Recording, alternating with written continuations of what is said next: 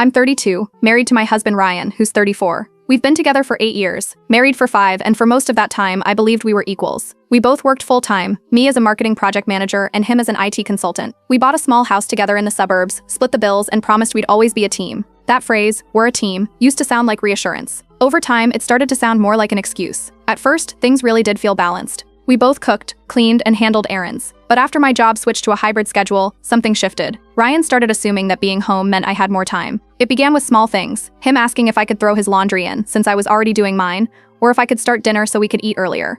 He always phrased it like a favor, never an expectation, but the favors started stacking up. Soon my evenings were full of cooking, laundry, dishes, and grocery lists. Ryan would come home, drop his keys on the counter, and relax on the couch while I handled everything around him. When I pointed out how uneven it felt, he'd laugh it off, saying couples shouldn't keep score. If I pressed the issue, he'd pull out that familiar line, "We're a team." I started noticing other things too. Our joint account for shared expenses would come up short because Ryan forgot to transfer his part. I'd cover the difference to avoid late fees, and when I brought it up, he'd say, "You're better with money anyway." It sounded like a compliment until I realized it meant he didn't plan to change. Weekends were supposed to be for both of us to unwind, but they turned into my catch-up days. While he played games or met friends for golf, I'd be scrubbing the bathroom or meal prepping for the week. When I asked for help, he'd act confused, saying he thought I preferred handling those tasks. His family didn't help either. At dinners, they'd joke about how lucky he was to have a wife who keeps everything together. He'd smile, proud of the compliment, never seeing how uncomfortable it made me. One evening, I came home from work and found the sink full, the counters sticky, and Ryan napping on the couch. I woke him up and asked if he'd at least handle dinner. He grinned and said he thought we could order takeout because you've had a long day. It sounded thoughtful until I realized he meant he didn't plan to move. I ended up cleaning while waiting for delivery. That night, something in me started to shift. I began quietly tracking everything I did. Laundry loads, meals cooked, bills managed, reminders sent, groceries bought. The list filled pages. The next morning, Ryan asked why I looked so focused on my phone. I told him I was organizing tasks so we could share them better. He waved it off, saying, "No need for that, we just help each other when we can." A few weeks later, one of the utility bills went unpaid. It was one of his responsibilities, but I had always reminded him before. When I didn't, it slipped his mind completely. He apologized, blaming work stress, and I could see how much he hated being caught out. But I didn't lecture him. I just said, "Don't worry, it's handled," and paid the late fee from my account. The irony didn't escape me. He preached teamwork, yet every task that kept our life running came from my side. I stopped leaving sticky notes for him, stopped reminding him about birthdays, car maintenance, and doctor appointments.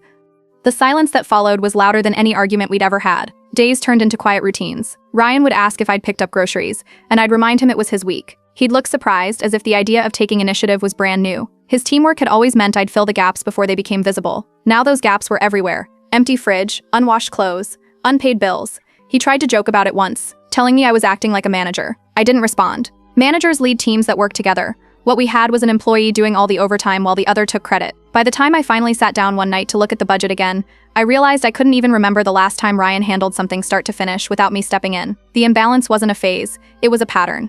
And I was done being the quiet part that made his life look effortless. That realization didn't come with fireworks or shouting. It came while I was folding laundry that wasn't mine, staring at shirts I didn't wear, and wondering when I'd stopped asking for help and started living like an assistant. That was the night I decided I'd stop fixing things that weren't broken by me. The morning after I stopped fixing everything, I woke up and decided to match Ryan's effort exactly. No more reminders, no more covering his share. If he wanted teamwork, he'd get equality, down to the last dish. That week, I focused on my job. I stayed late at the office, finishing a campaign I'd been leading. When I got home, I found Ryan standing in the kitchen, looking confused. The fridge was full of ingredients, but nothing cooked. He asked if we were having dinner, and I told him I thought it was his turn.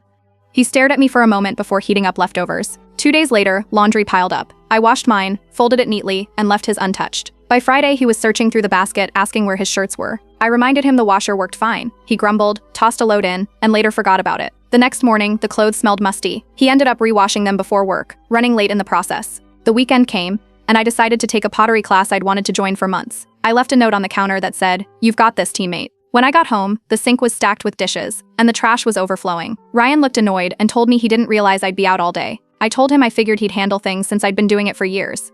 He didn't respond, just grabbed his phone and scrolled through it. Without my reminders, small things began to slip. His mother's birthday dinner was that Sunday, and he nearly forgot until his sister called. I watched him scramble when his sister called, asking where he was. He rushed out the door in a wrinkled shirt, muttering that I should have reminded him. I didn't say a word. Later, he came home quiet. On Monday, the first real consequence hit. One of the credit card bills, his responsibility, incurred a late fee. I checked the statement online out of habit and saw it was already processed. When he realized, he blamed the notification system. I simply said, "It's part of teamwork." That night, he went to bed early, leaving his dishes on the counter. The imbalance became visible to everyone else soon after. When we went out with friends, one of them joked about how Ryan used to have his life so organized. I could see the discomfort flicker across his face. I just smiled and changed the subject. By midweek, he tried cooking dinner for the first time in a while. He burned the chicken, filled the kitchen with smoke, and almost set off the alarm. I opened a window while he cursed under his breath. When he finally placed the overcooked meal on the table, I thanked him sincerely. He looked at me like I'd spoken another language. He started noticing the pattern. The lunches he once found packed were gone. His car, which I used to take for oil changes, now had a reminder light flashing for several days before he addressed it. He asked if I'd seen it, and I told him I had. It was due 2 weeks ago. I also made a quiet change he didn't notice right away. I moved my salary into my personal account, leaving only my share for bills in the joint one.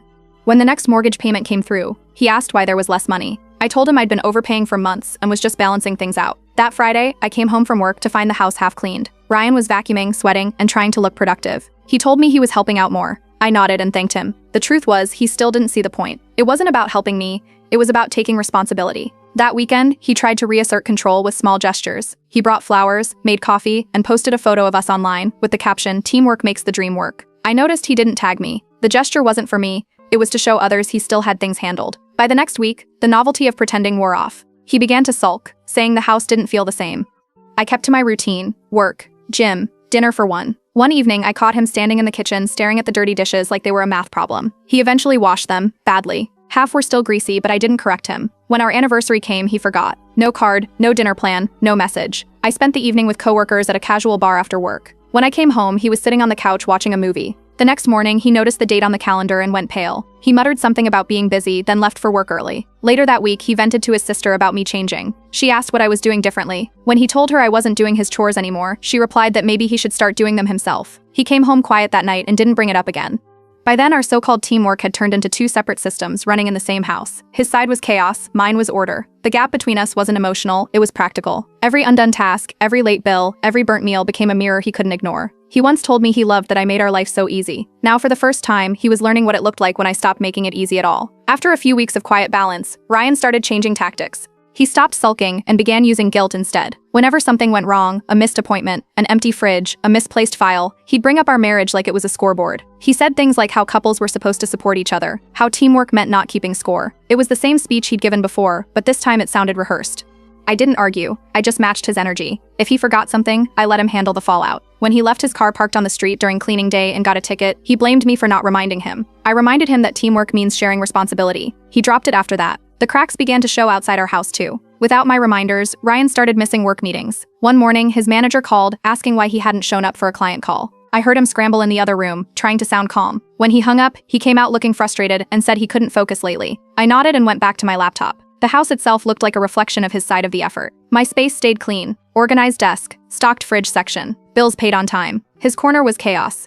Piles of unopened mail, dirty mugs by his computer, clothes scattered near the laundry basket, but never in it. I didn't touch any of it. Soon, even his family noticed. His mother called one evening, sounding concerned. She told me Ryan felt like I was pulling away. I kept my tone even and said I was only keeping things fair. She sighed and said a wife shouldn't make her husband feel useless. I ended the call politely, wishing her good night. The next day, Ryan came home with flowers, like that would reset everything. He cleaned the kitchen, loudly, as if to make a point. He even started making lists on his phone of chores to do. For a moment, I thought he might actually be learning. But by midweek, the effort vanished. The dishes piled again, the lists disappeared, and the cycle returned. Talk about effort, then silence. That Friday, he insisted we have a real conversation.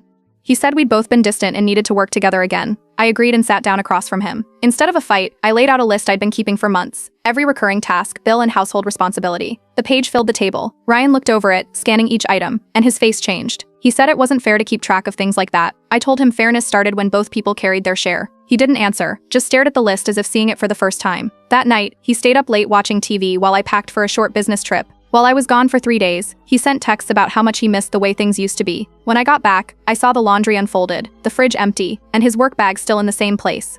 He said he hadn't had time. I didn't respond. Instead, I cooked for myself and left the kitchen clean. He tried another approach the next week, being overly nice. He made dinner reservations, brought home takeout, acted cheerful around me. The change felt more like performance than partnership. I accepted the gestures, but didn't let them pull me back into the old pattern. The more I stepped back, the more visible the difference became. When friends came over one evening, they noticed how divided the house looked, half spotless, half messy. Ryan laughed it off, saying we were just figuring out new roles. One of our friends joked that it looked more like 2 roommates. No one laughed after that. His frustration grew after that night. He started claiming I'd turned cold, and that I was treating him like a stranger. But nothing I did was harsh. I simply stopped doing what wasn't mine.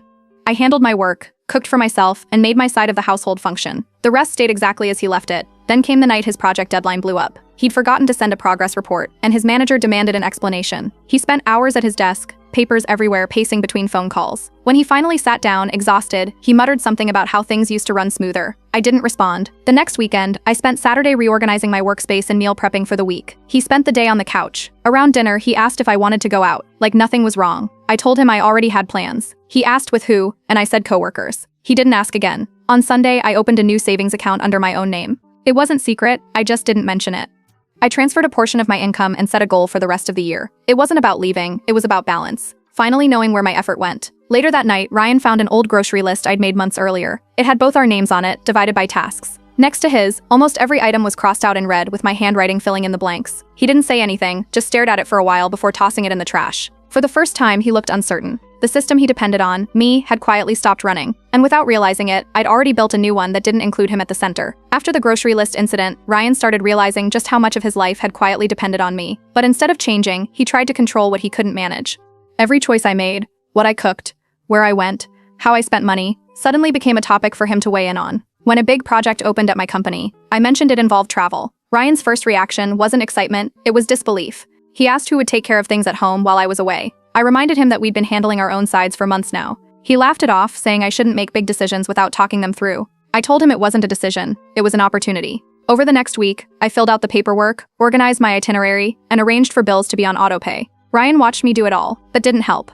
He said it felt like I was running away. I didn't argue. When he realized I was serious about leaving for 3 months, his tone shifted from disbelief to guilt. He started saying things like how marriage was about partnership, not independence. He wanted to know if I'd still care when I got back. The night before I left, he asked for access to my personal savings in case of emergencies. I gave him access to the shared account only, and left a note with clear instructions for bills, the lawn, and the mail. He nodded but didn't take the note. At the airport, he hugged me tightly, saying he'd keep the house just the way I left it. That ended up being true in ways neither of us expected. My first week abroad was quiet. My days started early, and my evenings were my own. No text reminding anyone to do chores, no mental list of what needed fixing. By the second week, Ryan's messages grew longer. He sent photos of empty shelves, asked where I kept the mop, and complained about the washing machine acting weird. I told him to check the manual. By week 3, he was missing bill deadlines again. I saw a late notice in our shared email and forwarded it to him. He replied with, "Got it," and nothing else. A few days later, our neighbor sent me a photo of piled up mail and an overgrown lawn. I forwarded that too. Meanwhile, my schedule ran like clockwork. I managed my own meals, deadlines, and travel plans. I started setting aside money into a new savings account, one that belonged fully to me. Ryan never asked about it, probably assuming I was spending more since I was traveling. Month 2 came with predictable updates from him. His messages switched between guilt and flattery. One day he'd say he was proud of me, the next, that I seemed different. I answered politely, never argumentative. His video calls got shorter when he realized I wasn't reacting the same way. By the 3rd month, I stopped getting updates about the house. Instead, I got calls about his work troubles, missed meetings, messy reports, and his manager's frustration growing. Without my reminders, his routines began to fall apart. He said he couldn't focus with me away. I told him maybe he should make a list of his tasks. He didn't reply. My final week abroad, I got a message from his sister. She asked if everything was all right because Ryan had been acting strange. He'd been telling people he didn't recognize the woman he married. I told her things were fine and that we were both just adjusting. When my flight landed back home, I walked into a house frozen in time. Mail stacked on the entryway table, dust coating the shelves, empty fridge, laundry piled in the hallway. Ryan greeted me like nothing was wrong, smiling too wide, saying the trip must have been exhausting. He handed me a coffee cup, still half dirty, and told me he'd saved the weekend for us. It was hard to miss the symbolism. Everything that used to run smoothly when I was around had stopped the moment I left. Every system he relied on had been mine all along. Over the next few days, I unpacked my things quietly while he acted as though everything was back to normal. He made vague promises about helping more, even bought a planner to get organized. But by the second night, the planner sat unopened, and he was already asking if I'd sorted the mail. I didn't answer. Instead, I started treating my return as a test. I handled my half of the bills, cleaned my half of the home office, and kept my meals simple. I didn't correct him, didn't fix anything that wasn't mine. When friends came over, they congratulated me on the trip. Ryan smiled proudly, telling them he'd managed the place just fine. One of our friends looked around and raised an eyebrow. The silence that followed said everything. That night, Ryan tried to be affectionate, calling it a new start. I stayed composed, listened, and said we'd see. Then I went upstairs and closed the door to my office, locking it for the first time. The space felt different now, quiet, steady, separate. For the first time in years, my routine belonged only to me. And while Ryan was still calling us a team, I realized that this version of us worked only because I'd stopped being part of his system and started running my own. The first morning back, I woke up early and saw the sunlight hitting the thin layer of dust on the dresser. The whole house felt like it had been paused mid-life. Half-done chores, unopened mail, expired groceries. Ryan was still asleep, snoring on his side of the bed. I made coffee, opened the windows, and started sorting what was mine from what wasn't. The mail stack alone told a story. Overdue notices, missed delivery slips, credit card offers he'd never thrown away. I separated them into piles and left his untouched. By the time Ryan came downstairs, I'd already set up a workspace in the dining room with my laptop and files spread neatly across half the table. He looked at the mess and asked if I was taking over again. I told him I was just using my side. The fridge was almost empty. He'd somehow survived on takeout containers and bottled water. I made a quick grocery run, stocked up on basics, vegetables, eggs, and coffee, but only enough for myself. I labeled my section on the shelf. When Ryan noticed the labels, he gave a dry laugh but didn't remove them. Within a week, the separation inside our house became obvious. My spaces stayed orderly, his side of the sink overflowed. I started eating dinner before he got home from work. He'd come into cold leftovers and silence. Sometimes he tried small talk, asking if I wanted to watch something together. I'd tell him I was working late. One evening, I reorganized the utility area and put labels on each bill folder: electricity, Ryan, internet, Emily, mortgage, shared. I handed him his section and told him where to keep his receipts. The next month, only mine were filed. He began to complain that things felt transactional. I reminded him that partnerships need participation, not dependence. Instead of arguing, he started trying to win sympathy. He'd sigh loudly when taking out the trash or hold up a broken appliance asking if I could look at it later. I told him to check YouTube tutorials. His mother called one night asking why I'd stopped helping him. I explained that I hadn't stopped helping, I just stopped covering for him. The line went quiet before she changed the subject. Social events became uncomfortable too. We attended a friend's housewarming party together. Ryan told a story about how hard it was keeping things running while I was away. The table laughed politely until one friend asked if that meant keeping the mail from hitting the floor. The laughter that followed wasn't friendly. Ryan forced a smile and changed topics. At home, he grew quiet for days. I used that silence to keep working. I turned our spare room into my personal office and locked it when I wasn't using it. He noticed but didn't ask for a key. I also switched all shared bills to online portals with separate logins. No more guessing who paid what. When Ryan realized he couldn't access my accounts, he confronted me. He said I was shutting him out. I told him I was just organizing my part, the same way I'd done for years on his behalf. This time there was no argument, just a long pause before he walked out to the garage. His next move was guilt by gesture. He came home with groceries, half the wrong kind, and said he wanted to cook together. The kitchen ended up covered in flour and uncooked pasta. When I started cleaning, he told me to leave it, that he'd get it later. 2 days passed. He didn't. I finally cleaned my half of the counter and left his untouched. The same week, I started a new project at work that required late nights. Instead of asking where I was, Ryan began sending me short texts like "everything okay?" followed by photos of the empty dining table. When I got home, he'd already gone to bed. By month's end, our routines no longer crossed. He managed his bills badly but insisted he had it under control. When the internet was cut off for non-payment, I used my phone hotspot and left him to handle the reconnection. He called the provider the next day, only to find they needed both account holders' approval. I told him to read the email instructions and sign electronically. He asked if I could just take care of it this one time. I didn't. At a family barbecue soon after, his sister pulled me aside and asked if we were doing all right. I told her things were fine, just more balanced now. She said Ryan seemed different, quieter, less confident. I shrugged and said balance tends to look unfamiliar when you're used to leaning one way. The cracks widened the next week. Ryan started acting out small frustrations, slamming drawers, leaving half-finished chores, forgetting to refill shared supplies. Each time, I fixed only what was mine. He eventually noticed the pattern and stopped trying to bait me. Then came the night he tried humor again. We were at a dinner with friends when he made a joke about how I'd retired from being the house manager. The table chuckled. I looked up from my plate and said, "She quit months ago." The laughter faded quickly. Ryan didn't speak for the rest of the night. When we got home, he asked if I really thought of myself that way. I told him I didn't think of myself that way anymore. Then I took off my wedding ring and set it on the nightstand. Not as a statement, not as revenge, just as a quiet sign that something fundamental had shifted. He stared at the ring but didn't touch it. The silence that followed wasn't tense. It was the sound of two people realizing only one had ever been carrying the weight of we.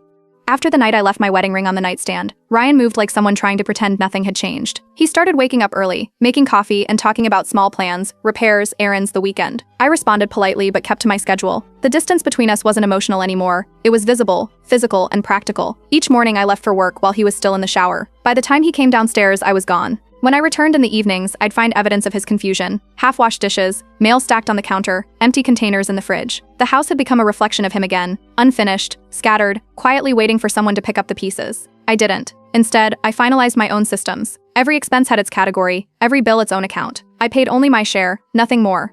When the electricity company sent a warning about a missed balance, I checked the split payment history. Ryan hadn't transferred his portion. The next day, I found him on the couch, irritated, complaining that they must have made a mistake.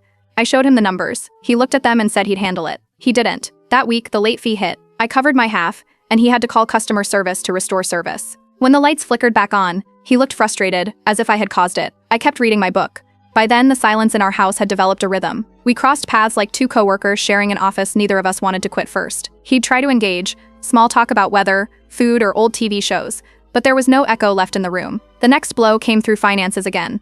The joint account had once been our safety net. Without my transfers padding it, his casual spending caught up fast. One day I came home to find him holding his credit card statement, pacing the living room. He muttered about unexpected expenses. I reminded him he'd been the one managing his side. He nodded without answering. When the mortgage bounced because he missed his part, he came to me with the notice in hand. I opened my laptop, paid my share, and sent him a copy of the confirmation. He called it cold. I called it fair. He started showing signs of panic, not openly, but in fragments. He'd text me reminders like, "Don't forget the water bill," or "Did you see the car insurance renewal?" I replied with "Handled my part." The pattern repeated enough times for him to realize I meant it. His next move was nostalgia. He started bringing up the early days of our marriage, how we used to cook together, watch movies, and plan weekends. He'd linger on old photos, trying to start conversations through shared memories. I let him talk. The words drifted between us, echoing in a space that no longer connected us. When his mother visited unannounced one weekend, she took one look at the house and asked why it felt empty. Ryan told her we were going through a rough patch. She followed me into the kitchen and said a wife should be patient, that men needed guidance. I wiped the counter and told her patience stopped being useful when it became permission.